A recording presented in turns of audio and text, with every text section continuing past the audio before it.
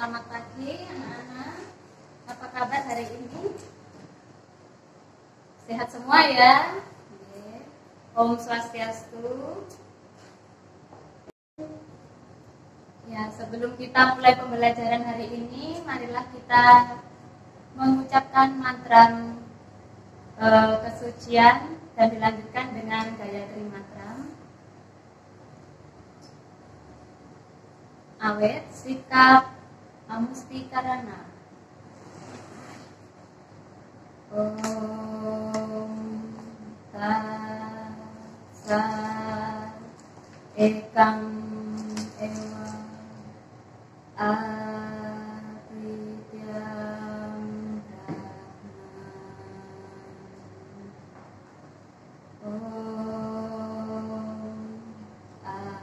brahman.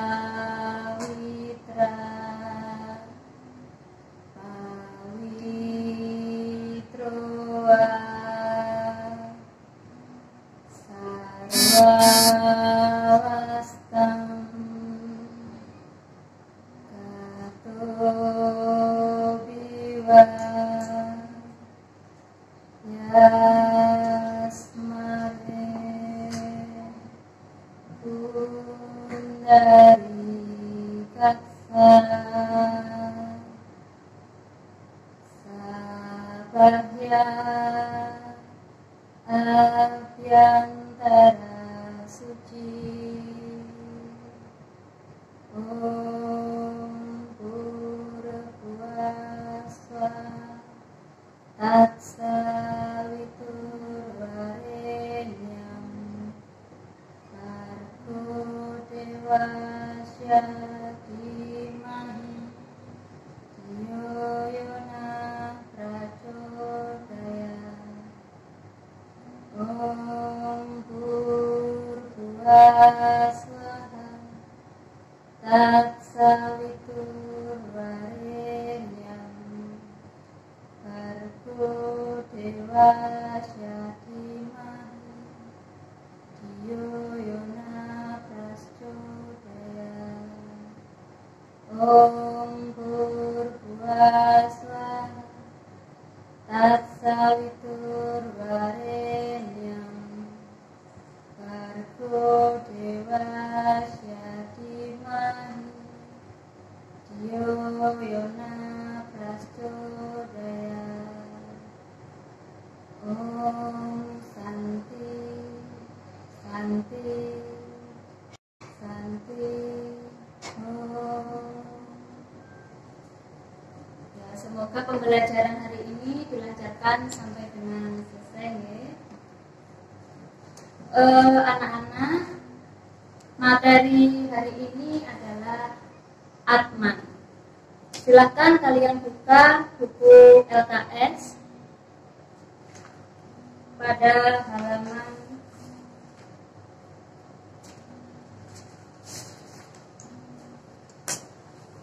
materi Atman.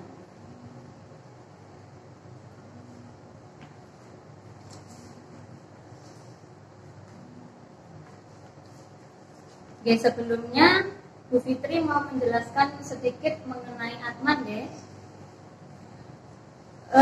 Pada saat SD kalian tentunya sudah mengerti apa itu Atman. Atman itu percikan kecil dari Sang Hyang Widi. Kemudian Atman itu sebagai sumber hidup untuk semua makhluk hidup ya.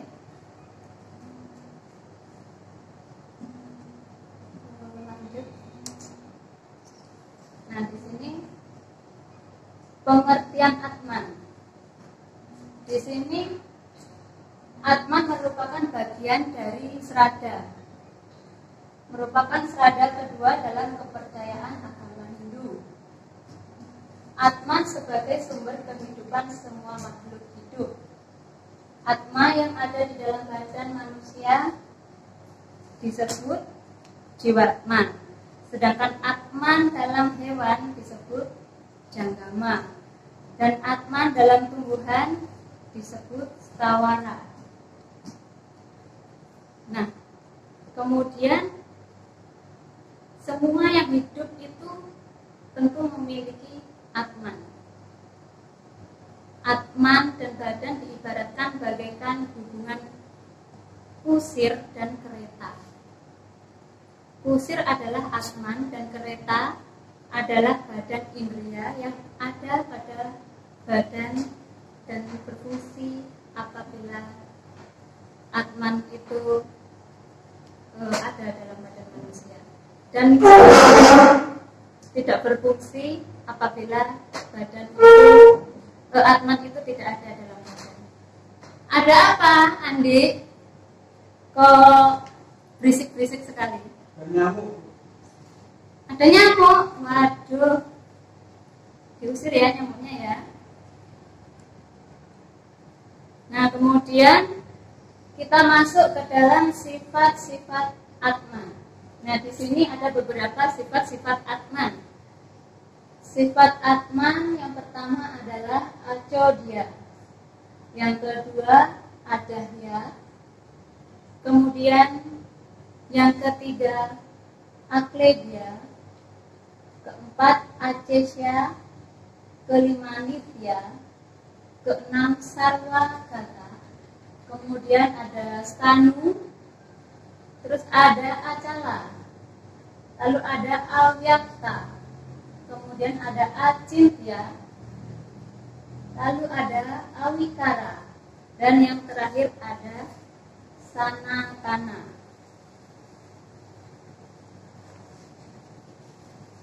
Oke, di situ di LKS terdapat bacaan-bacaan. Silahkan kalian baca sedikit, nanti yang kurang mengerti silahkan dipertanyakan. Dan di sini tadi Bu Fitri sudah menyebutkan sifat-sifat atman.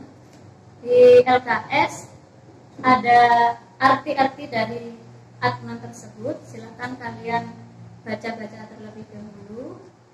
Kemudian nanti ditanyakan sama Bu Fitri ya. Oke, silakan.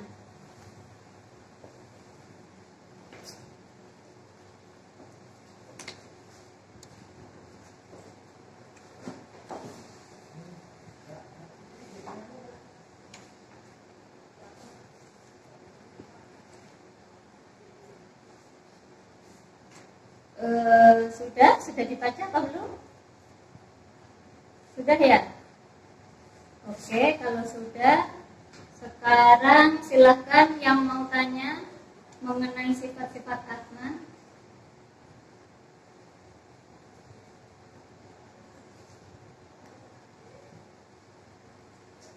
Ya, nitya itu artinya kekal abadi. Kenapa kok kekal abadi? Ada yang tahu kenapa kok kekal abadi nitya?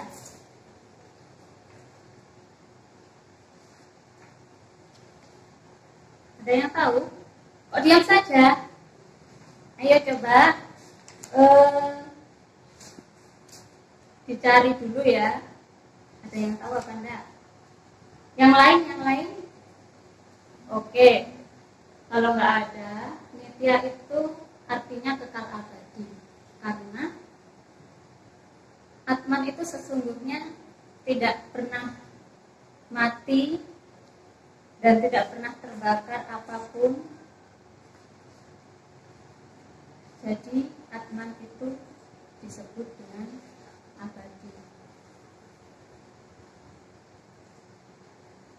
Kemudian acedyo tadi artinya tidak terlukai oleh senjata. Karena tadi atman itu tidak terbakar, tidak terlukai oleh senjata. Karena atman itu tidak terlihat oleh kasat mata.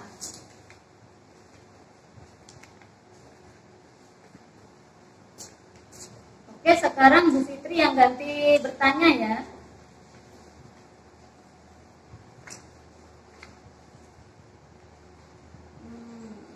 Nah, ini.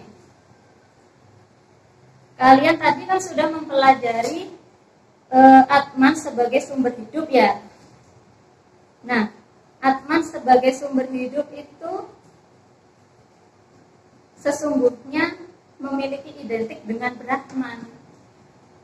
Nah, di dalam Pustaka Suci Upanishad banyak mengungkapkan terkait Atman. Atman dalam Taittiriya Upanishad digambarkan terbungkus atau ditutupi oleh 5 selubung atau kosa. Nah, coba kalian sebutkan 5 selubung atau kosa tersebut, apa saja? Ya, benar, yang pertama adalah Annamaya Kosa. Apa itu Annamaya Kosa? Mas Galo, apa Annamaya Kosa? Ya, benar, pintar. Annamaya Kosa adalah selubung atau badan yang terdiri dari berbagai jenis makanan. Terus yang kedua apa? Mbak Cynthia ya? Ya, Mbak Cynthia, apa Mbak Cynthia yang kedua? Pranamaya Kosa, benar. Kemudian yang ketiga, ya benar, Manomaya Kosa. Dan yang keempat, Windyanamaya Kosa. Yang kelima, Anandamaya Kosa. Okay. Jadi kelima unsur tersebut adalah unsur-unsur yang membungkus Atman dalam diri manusia atau dalam diri makhluk hidup. Oke, lanjut ke bagian-bagian Atman. Bagian-bagian Atman, yang pertama adalah Atman, yang kedua Antaratman, yang ketiga Paramatman, yang keempat Niratman, dan yang kelima Adhyatma, keenam Niskalatma, ketujuh Sunyatma. Artinya di sini disebut dengan apa? 7 kan ini bagian-bagian atmanya. Ya, 7 atma ini disebut dengan, ya benar, Saptaloka. Pintar sekali ya Didik ini.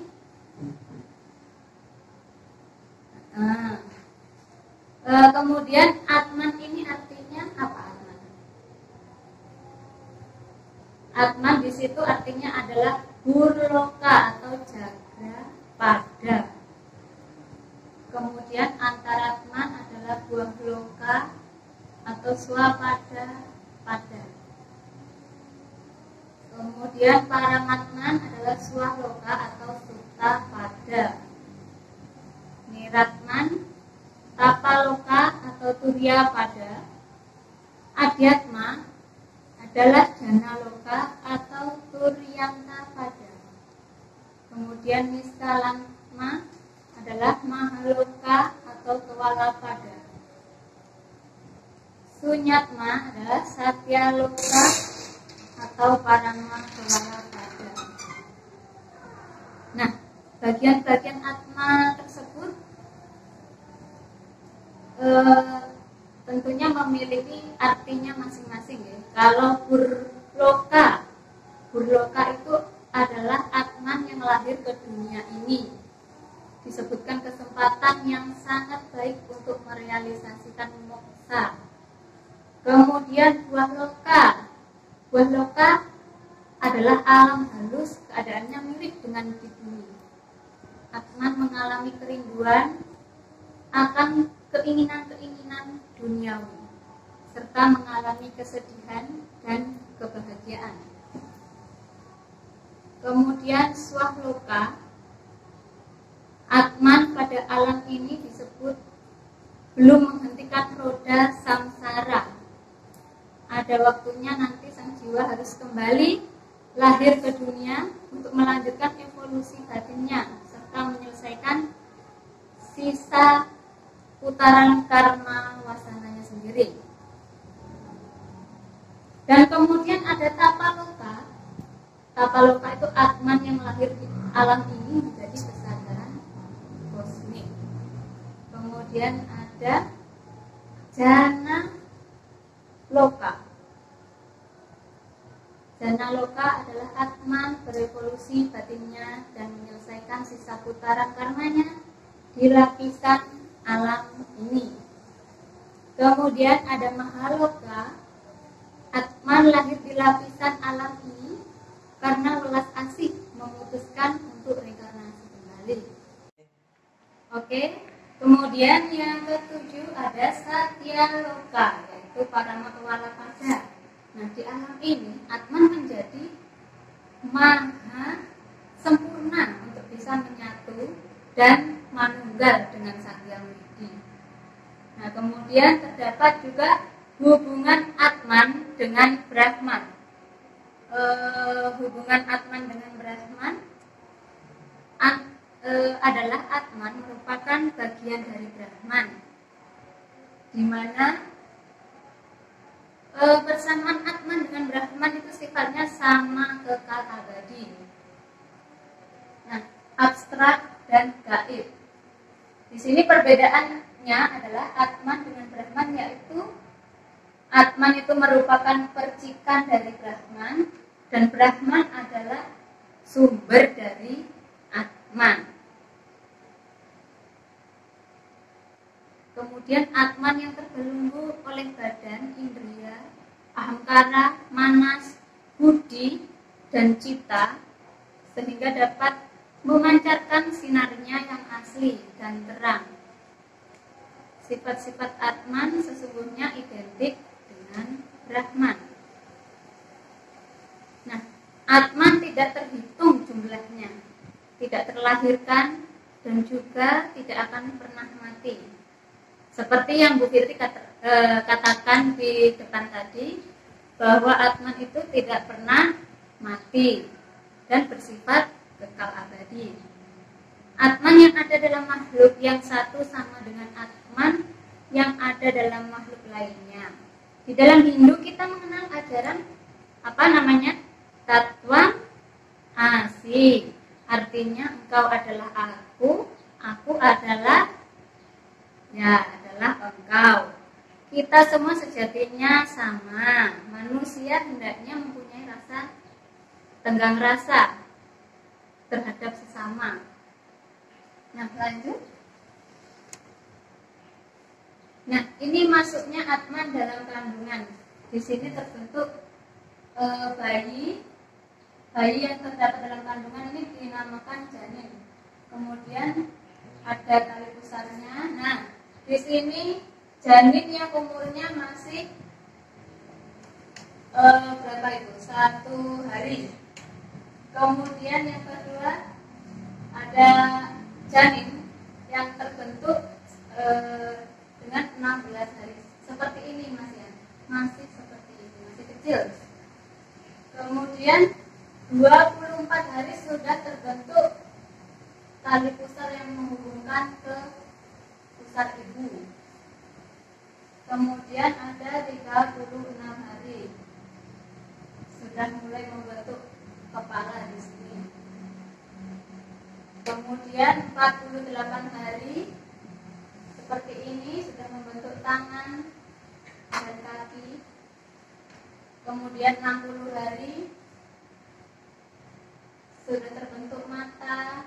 Dan seterusnya ini ya, ini ada 96 hari. Kemudian ada 120 hari. Di sini ada 204 hari. Dan di sini sudah 266 hari sudah terwujud seperti ini. Jadi Atman di dalam kandungan itu bentuknya seperti ini ya. Lanjut. Nah, ini di dalam Bhagavata Purana. Ini slokanya ya. Karmanadaewa netre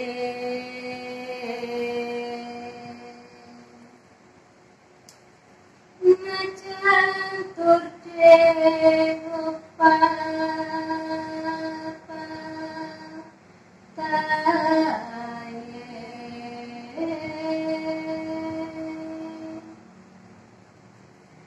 Striya prawis tau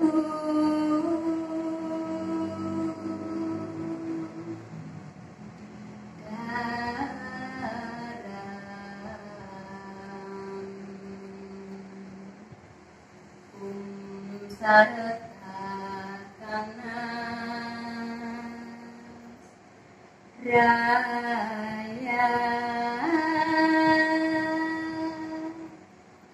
Nah, artinya di bawah pengawasan Tuhan yang Maha Esa dan sesuai dengan perbuatan atau karmanya, sang makhluk hidup atau jiwa dimasukkan ke dalam rahim sang ibu oleh para dewa pengendali urusan material dunia fana melalui mani sang ayah untuk memperoleh badan jasmani baru tertentu.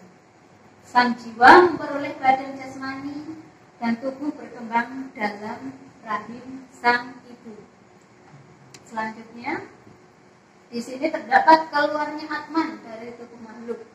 Kalau di depan tadi masuknya Atman ke dalam tubuh, nah di sini keluarnya Atman dari tubuh makhluk. Atman adalah unsur yang paling utama dari segala ciptaan. Ia berkuasa atas tubuh yang dimasukinya dan mengendalikan tubuh tersebut. Hingga nantinya tubuh itu rusak, ia akan meninggalkan tubuh itu dan beralih ke tubuh yang lain atau dapat bersatu dengan sumbernya. Jika Atman lepas dari tubuh, maka makhluk akan mati. Selanjutnya, di sini ada gambar keluarnya Atman dari tubuh manusia. Digambarkan seperti ini. Di sini ada tubuh manusia yang sudah tidak berdaya, kemudian Atmanya ditarik oleh Sang Hyang Widi keluar dari tubuh manusia. Oke, selanjutnya. Nah, di sini juga ada kutipan sloka dari Bhagavad Gita seperti ini. Tetam bhuktva swarga lokam wisawangsi neku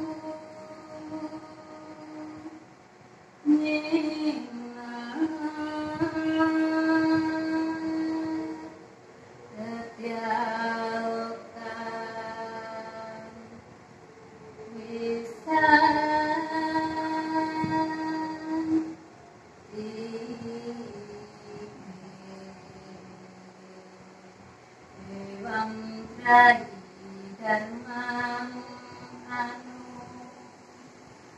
prapana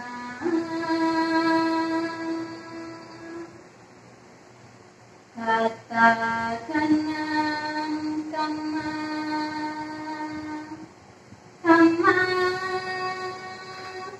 lakante, yang artinya setelah menikmati surga yang luas, mereka kembali ke dunia manusia dikala nilai kebajikan habis sesuai dengan ajaran ketiga kitab suci dan menginginkan objek kenikmatan mereka datang dan pergi. Nah, di sini terdapat kitab Bhagavad Gita Adhyaya 2 sloka 13 yang bunyinya Dehinung Smin Yata Dehe Kaumarang Yau Wanam Jara Tata Dehantara Praptir Diras Tatrana Muhyati. Sebagaimana halnya sang roh itu ada pada masa kecil, masa muda, dan masa tua. Demikian juga dengan diperolehnya badan baru, orang bijaksana tak akan tergoyahkan. Nah, di sini ada kesimpulan berupa video, silakan kalian simak.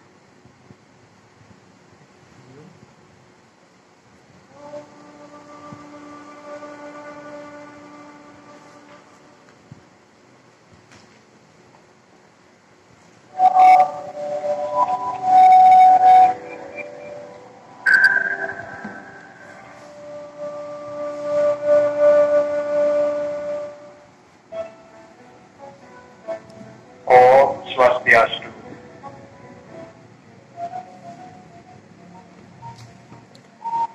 Seluruh alam semesta merupakan ciptaan dari Sang Hyang Widi. Dalam agama Hindu, alam semesta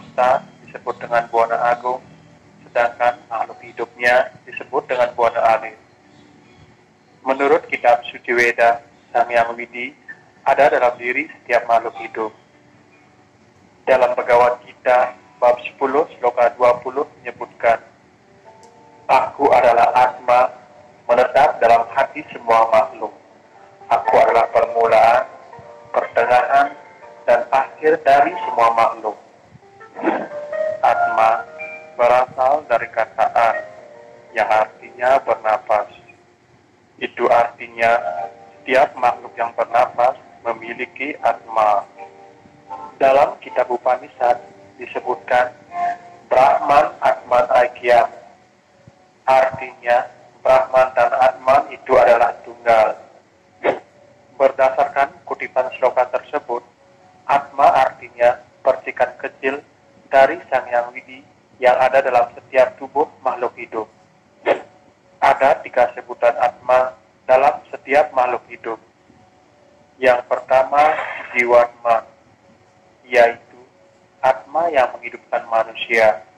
Yang kedua, Janggama, yaitu Atma yang menghidupi hewan. Dan yang ketiga, Tawara, yaitu Atma yang menghidupi tumbuhan. Sebagai sumber Atma itu, tiada lain adalah Sang Yang Widi, yang disebut dengan Paramatman. Dan Sang Yang Widi sebagai intisari dari alam semesta disebut dengan Adiatman. Dalam Atma Tattva, Atma memiliki 3 fungsi, yaitu yang pertama sebagai sumber hidup, yang kedua sebagai yang bertanggung jawab atas karma wasana atau bekas perbuatan setiap makhluk hidup, dan yang ketiga sebagai pemberi tenaga kehidupan bagi semua makhluk hidup. Jadi, Atma merupakan penyebab dari makhluk itu hidup dan menjadi penggerak atau pengendali tubuh setiap makhluk hidup. Dan pada dasarnya, Atma adalah suci. Tetapi setelah bersatu dengan tubuh makhluk, ia mengalami avidya atau kegelapan. Ia merupakan sifat aslinya, ia terpengaruh oleh sifat-sifat tubuh yang dihidupinya. Jadi, dapat disimpulkan bahwa Atma pada hakikatnya adalah sempurna dan suci, karena merupakan bagian dari Sang Yang Widi. Dalam Bhagavad Gita, bab 2, sloka 24 dan 25 menyebutkan, ada 12 sifat-sifat Atma. Berikut ini 12 sifat-sifat Atma menurut kitab Bhagavad Gita. Yang pertama, Ajedya, artinya tidak terlukai oleh senjata. Yang kedua, Adahya, artinya tak terbakar oleh api. Yang ketiga, Akledia, artinya tak terkeringkan oleh angin. Yang keempat, Adesya, artinya tak terbasahkan oleh air. Yang kelima, Nitya, artinya abadi. Yang keenam, Sarwagata, artinya berada di mana-mana. Yang ketujuh, Stanu, artinya tidak berpindah-pindah. Yang kedelapan, Acala, artinya tidak bergerak. Yang kesembilan, Sanatana, artinya selalu sama. Yang kesepuluh, Awyakta, artinya tidak dilahirkan. Yang kesebelas, Acintya, artinya tidak terpikirkan. Dan yang ke-12, Awikara, artinya tidak dapat berubah, sempurna, tidak laki-laki ataupun perempuan. Jadi, dapat disimpulkan, walaupun badan jasmani bisa berubah, lahir, mati, datang dan pergi, namun Atma tetap langgeng atau abadi untuk selamanya. Demikianlah pembahasan tentang Atma Serada. Semoga bermanfaat dan menambah wawasan kita semua.